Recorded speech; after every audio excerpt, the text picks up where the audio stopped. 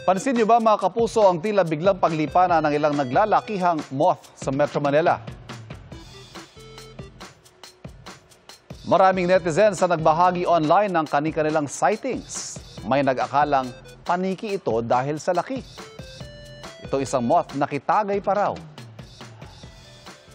Nariyan din ang mga pabirong hirit na pag ibang lahi raw ang nakakakita nito, tila normal na sighting lang. Pero pag Pilipino, lola o lolo ko yan.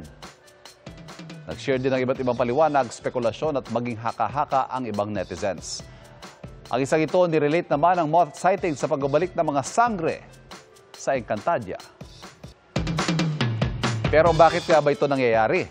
Bibigyan kasagutan niya ni Kuya Kim. Kaya, Kuya Kim, ano na?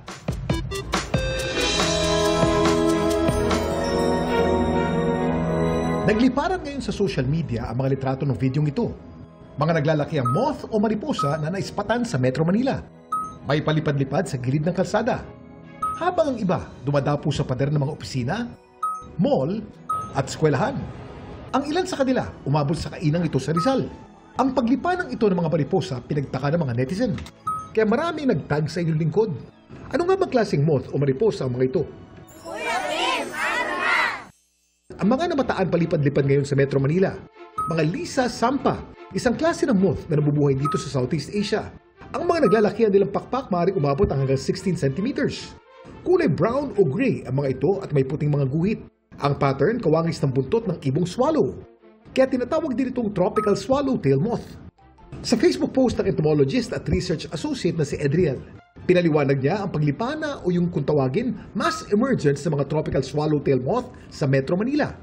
Generally, season po talaga ng tropical swallowtail moth ang mga buwan ng Mayo, Hunyo at Hulyo. Hindi siya dahil sa ulan, mas may kinalaman siya sa tinatawag nating dry spells o mga panahon kung saan unusually low yung precipitation o pagbagsak ng ulan. Nagkaroon din daw ng mass emergence ng mga tropical swallowtail moth noon sa Singapore. At ayon sa isang pag-aaral na nilathala tungkol dito, posible daw na nagsulputan ng mga tropical swallowtail moth dahil sa pagkawala o pagkonti ng mga host plant sa kanilang natural habitat. Posible kasi na kumukonti yung preferred na halaman nila. So ang ginagawa ng ibang mga moth, nagmamigrate sila to other areas to seek other trees na pwede lang itlogan. Kailangan po talaga gumawa pa tayo ng more research, specifically dito sa Pilipinas, upang malaman talaga natin yung rason ng pagdami nila. Kaya ngayon, alam na natin na hindi sila mga yumao nating mahal sa buhay na dinadalaw tayo. Sila'y bahagi ng ating kalikasan. I hope na parang we also take this as a sign na we need to take care of our planet. This is one of those possible signs ng impact ng climate change. Ito po si Kuya Kim at sagot ko kayo, 24 oras.